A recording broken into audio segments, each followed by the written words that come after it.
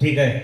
तर आपण आज गणित विषयाचं समृद्धीकरण या संदर्भात आपण मासिक मीटिंग बोलवलेली आहे.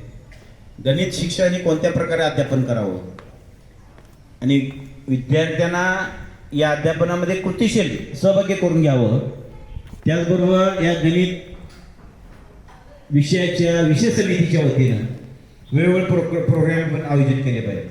त्यामध्ये गणित इंग्रजी अभियान आहे. त्याचबरोबर विद्यार्थ्यांना सहभागी करून गणित प्रयोगशाळेचा वापर करणे आहे. त्याचबरोबर आणि कोणकोणत्या गोष्टी करता येतील याबद्दल आपलं मनोगत व्यक्त करायचं, मत मांडायचं आहे आणि त्या सगळ्या गोष्टी आपल्या प्रोसिडिंगमध्ये नोंद व्हायला पाहिजे आणि त्याचा वर्गामध्ये अध्यापनामध्ये उपयोग व्हायला पाहिजे. ठीक आहे, बोला.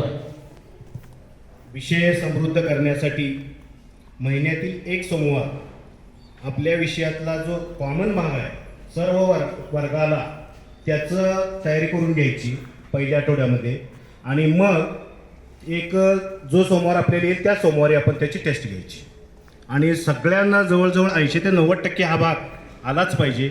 याप्रमाणे सगळ्यांनी आपण तयारी करून घ्यायची. तर या संदर्भात मालिकपुरी सर तुमचं काय मत आहे मांडा जरा. मी जरा पाड्यांच्या बाबतीत बोलतोय. मुलांना पाढे पाठवण्यासाठी आता 21 ते 30चे पाढे लवकर विसरतात ते पुन्हा पुन्हा पाठ करून सुद्धा. त्यासाठी मी त्यांना छोटे छोटे कार्ड करून लॅमिनेशन करून ते कायम त्यांच्या जवळ ठेवून म्हणजे येता जाता त्यांनी ते पाढे बघतील आणि पाठ करतील. त्यासाठी मी ते वापरलं आहे साहित्य.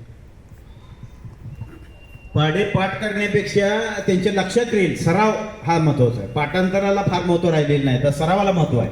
त्यामुळे इथून पुढच्या काळामध्ये त्याचा सराव व्हायला पाहिजे. सतत सराव झाला तर तो विषय आज चांगल्या पद्धतीनं समृद्ध होऊ शकतो. गणित इंग्रजी अभियानबद्दल काय करता येतील सांगा.